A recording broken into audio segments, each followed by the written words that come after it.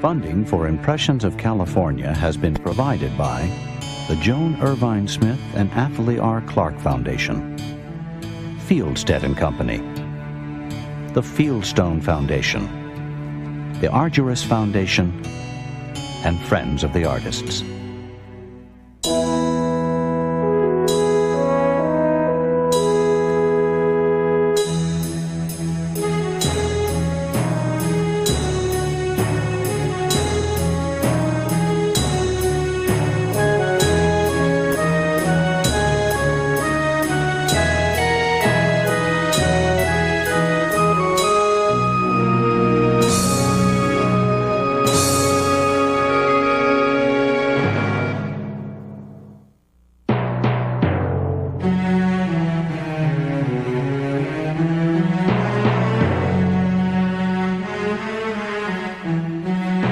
With its magnificent variety and timeless natural beauty, the California landscape has long been an inspiration to artists, and spectacular scenic displays like those found in Yosemite Valley have attracted succeeding generations of painters. Gregory Kondos is a well-known contemporary landscape painter who feels a strong kinship with artists who painted in Yosemite in years past.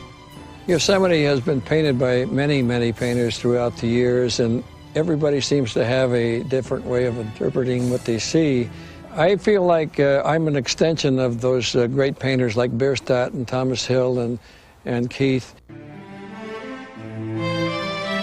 Working under the stony gaze of El Capitan, Kondos responds to landmarks that have changed little since artists first discovered Yosemite Valley. You've got to remember, we've only been around California or these areas that we work in for the last couple hundred years, and that's not a real long span of time. So we're looking at the same scenery. There's so many beautiful things to put together, you know, on canvas that you can paint forever here. The passionate interest in the landscape shown by Gregory Kondos was common among artists working in California in the years following statehood in 1850.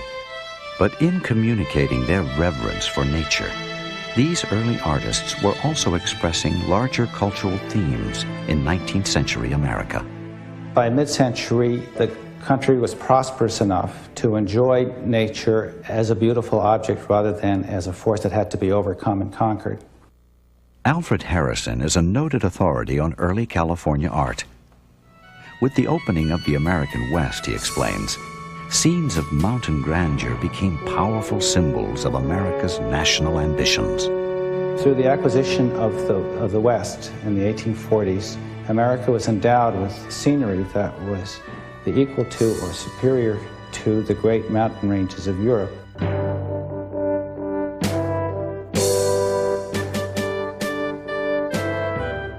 Suddenly, the culture started focusing on this aspect of geography as a way of formulating an aspiration for the country as a whole to grow as great as the scenery it had been endowed with. And the greatest sight of all was Yosemite Valley.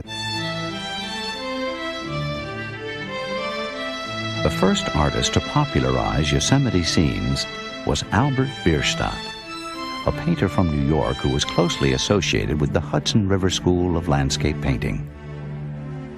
Bierstadt's initial trip to Yosemite came in 1863, in the midst of the U.S. Civil War, when he spent nearly 6 weeks traveling and sketching in the Sierras. He called Yosemite Valley the Garden of Eden and described it as the most magnificent place I was ever in. After returning to New York, he developed his studies into large exhibition paintings, which were enthusiastically received and brought much national attention to Yosemite. Like other American landscape artists of his day, Albert Bierstadt favored a romanticized treatment of nature that is sometimes called romantic realism. This idealization was based in part on the 19th century American belief that it was the role of the artist to reveal nature as God's handiwork.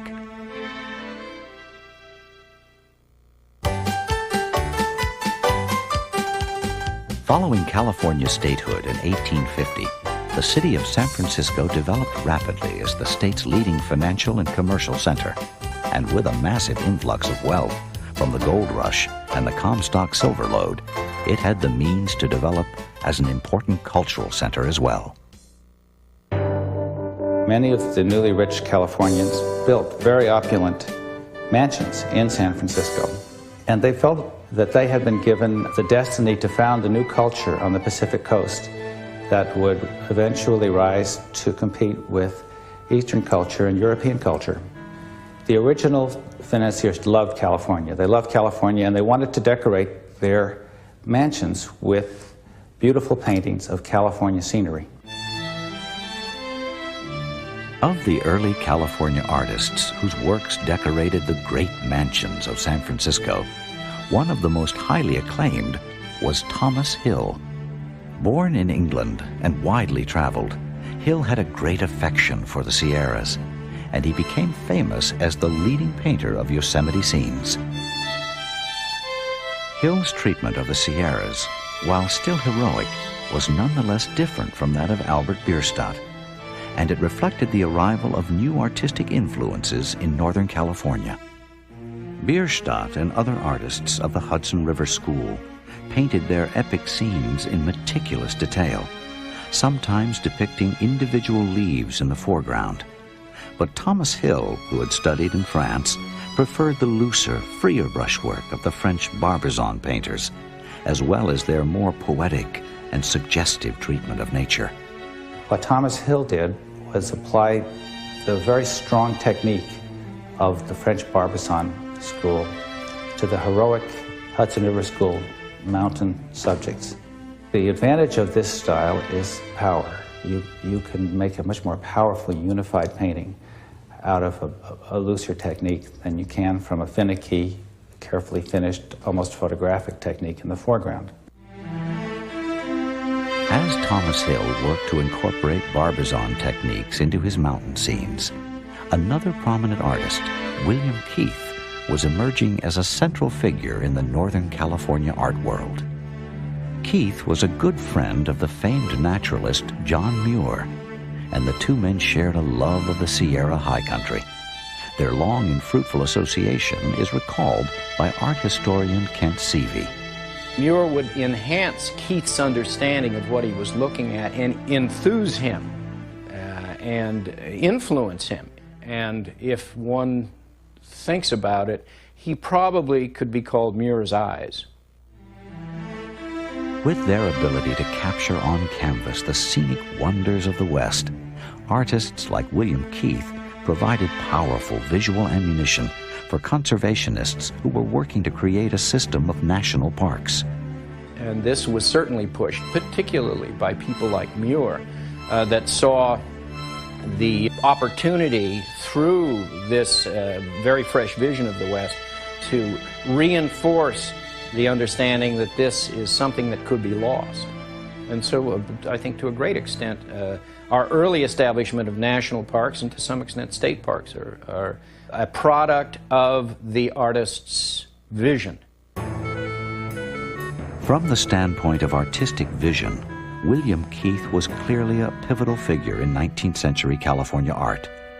His career bridges two distinct periods in art history, and in tracing his personal development, it is possible to observe the great shift that occurred in American art in the late 1800s. Keith's initial vision of the California landscape was topographical and heroic, but in the early 1880s, he began moving in a very different direction. Inspired by both French Barbizon painting and his own increasingly spiritual view of nature, he started to paint highly subjective landscapes that were poetic and dreamlike in mood. Often the compositions that Keith turned to express this new vision were taken from French Barbizon paintings, mostly those of Narcisse Virgile Diaz de la Peña, and Keith at one point became known as the American Diaz. In moving from monumental scenes to more intimate views of nature, Keith was in step with changing public taste, which increasingly rejected scenes of mountain grandeur as being overwrought and contrived.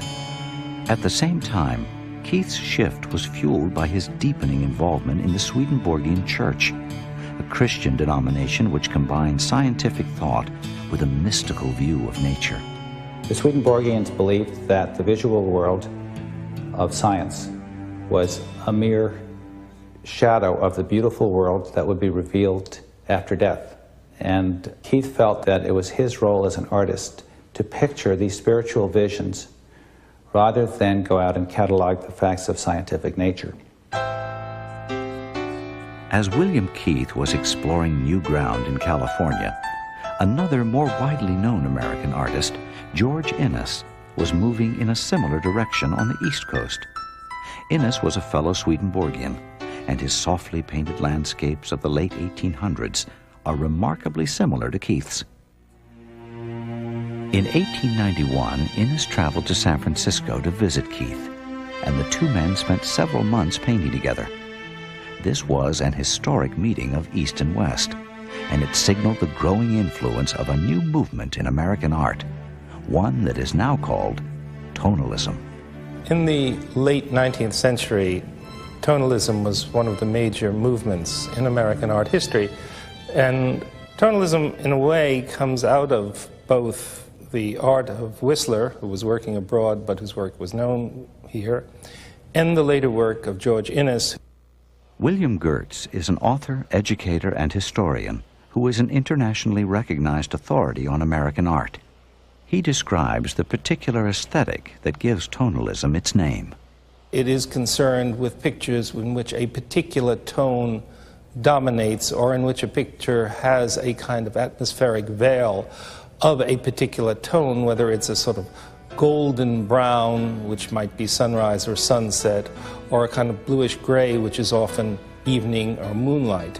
A lot of tonalist painting is also very reductive. I think they saw themselves as having a kind of one-on-one personal experience with the essence of nature. For them, it was very important that their own sense of poetry be expressed, not just the facts of nature itself. Wanda Korn is an art historian at Stanford University who was well known for her work on tonalism. Such paintings, she contends, have a profound psychological dimension, engaging viewers on a deeply personal level. When people look at tonalist paintings, they tend to fall quiet. They tend to retreat into themselves. Furthermore, the view of nature that we get is a private view. It makes you feel as if you're in that spot, surrounded by that fog, part of the haze, looking through the poetry of light to the landscape beyond. The particular landscape and atmospheric conditions of Northern California lent themselves to tonalism's subtle color harmonies, notes Harvey Jones, the chief curator of the Oakland Museum. Much of the character of California tonalist painting derives from the landscape itself, the soft contours of the topography. Certainly the color derives very much from nature's colors in that part of the country. If tonalism was an aesthetic well suited to the Northern California landscape, its dominance in the years between 1890 and 1915 was also due in part to the remarkable influence of one man, Arthur Matthews. At the turn of the century, Arthur Matthews was something of a Renaissance man in the visual arts. He was an architect, he was a painter, muralist, designer. He managed to have a great deal of influence over the visual arts as a teacher and as an example to the visual arts community. Arthur Matthews, together with his wife and fellow artist Lucia Matthews, created a unique visual style in Northern California that is known as the California decorative style. It represented a unified approach to the visual arts, one that embraced painting, architecture, and interior decoration, and it was closely related to the arts and crafts movement of the late 19th and early 20th centuries. While steeped in the refined aesthetics of tonalism, Arthur Matthews also had a strong interest in narrative content. He envisioned California becoming a great cultural center, a modern-day Athens, and he frequently expressed that vision in his paintings and murals. Thus, he introduced classical figures into an Arcadian California landscape, creating a kind of instant mythology for the Golden State. Many of Arthur Matthews' figural paintings involved dancing figures, mostly women in very loose-fitting Grecian-inspired costumes. One is reminded of Isadora Duncan, the dancer from San Francisco, who was famous for this freedom of movement that we associate with life in the outdoors, that is very much at the heart of the California lifestyle at the time. As a teacher, Arthur Matthews exerted considerable influence in San Francisco. During his years as director of the California School of Design, he taught a number of students who went on to become prominent artists, including Xavier Martinez and Gottardo Piazzoni. Both Piazzoni and Martinez, like Matthews himself, were greatly affected by the work of the preeminent tonalist painter, James McNeill Whistler. Whistler was a tonal painter par excellence. He was an American-born painter, but from the age of 21 on, expatriated and lived in London and Paris. Whistler had a sense of abstraction in his canvases.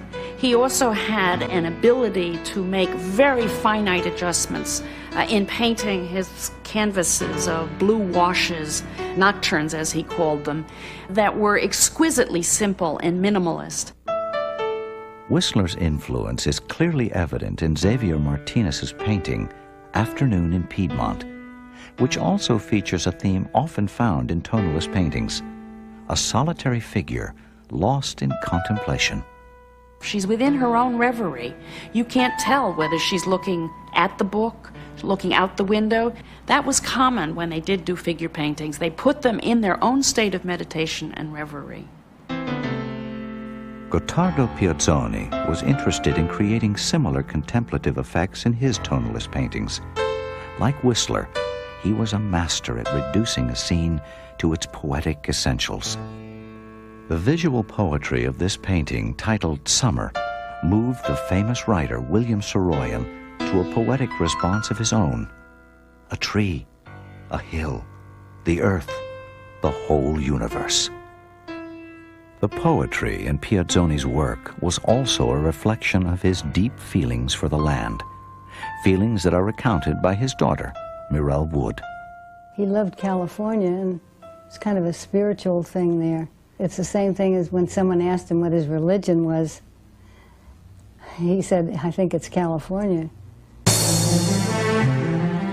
On April 18, 1906, San Francisco was rocked by one of the most devastating earthquakes in California history. The Great Temblor and terrible fires that followed spelled the end of an era for the city.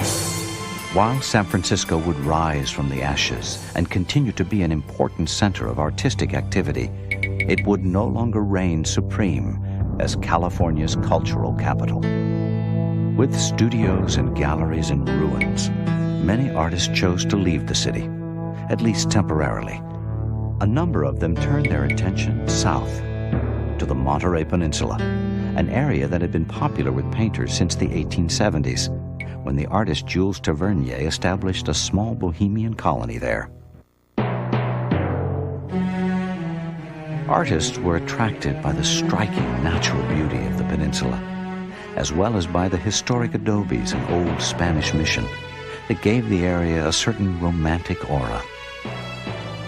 One of the first artists to take up permanent residence was Charles Rollo Peters, who settled in Monterey even before the earthquake. Peters was a tonalist painter who became famous as the poet of the night. He had gone to Europe, done the grand tour, studied there, and fallen under the influence of James Abbott McNeill Whistler, who, with others, had seen his nocturne work and advised him that perhaps nocturnes were his métier. When he came back, he was quite successful in painting nocturnes with highly articulated surfaces, great small flashes of orange, brilliant light. While gaining fame for his nocturnes, Charles Rollo Peters also became a leading figure in the arts community on the peninsula. His important role as host and impresario is remembered by Betty Hoag McGlynn, an historian who is an authority on the cultural heritage of the Monterey Peninsula.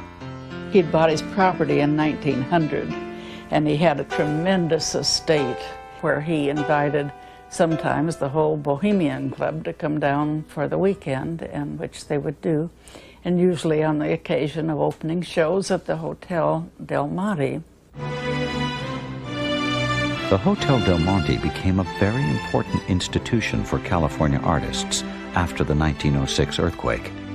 With aftershocks still rattling nerves in San Francisco, a number of leading artists, including Charles Rollo Peters, Gottardo Piazzoni, Xavier Martinez, Arthur Matthews, and even William Keith, joined together and established an art gallery at the hotel. For several years, the Del Monte Gallery served as the leading exhibition venue for California artists. One of the most important painters to exhibit at the Del Monte Gallery was Euphemia Charlton Fortune, a woman of exceptional talent and energy who, like William Keith a generation earlier, heralded the arrival of a new artistic current in Northern California. As a young woman, Fortune studied with Arthur Matthews in San Francisco, and some of her work, such as a painting entitled The Secret, reveals a strong impulse toward tonalism. But after the earthquake, she traveled to New York, where she continued her studies with the famous American Impressionist William Merritt Chase. Chase opened her eyes to color, as well as to Impressionism, a style of painting that was popular in other parts of the country, but hadn't yet caught on in Northern California. Fortune embraced Impressionism, and in 1913, she brought it back to Monterey. Fortune was a colorist, a first-rate colorist. She understood the techniques of Impressionism by using the smaller flecking daubs of paint on it to scintillate the surface. And in the boldness and the freshness of her work, she was about as close to the French Impressionists as one can get. Through her studies with William Merritt Chase, Fortune also discovered a wealth of new subject matter. Chase said that anything is subject matter for painting. And in a particularly fine piece by F.E. Fortune called The Cabbage Patch, I think that's all very, very clear. Here she's taken something as incredibly mundane as a figure, standing figure, and a goat in a cabbage patch, and turned it into a symphony of color on the canvas that just stops you, arrests you. Another influential artist, Armand Hansen, arrived in Monterey not long after Fortune settled there. He too loved strong color and employed the broken brushwork of the Impressionists. Hansen painted many subjects, but the one that engaged him most deeply was the sea, and especially the drama of seafaring life. "Every move I have made," he once said, "has always been to go back to the sea and to the men who give it romance. I love them all." He knew all of those men that he painted. He was part of it. He spoke their language. He had been a working fisherman himself for many, many years. He understood it. With the wealth of natural beauty on the Monterey Peninsula and the increasing tempo of artistic activity there, it's not surprising that the area began to attract prominent artists from the East Coast.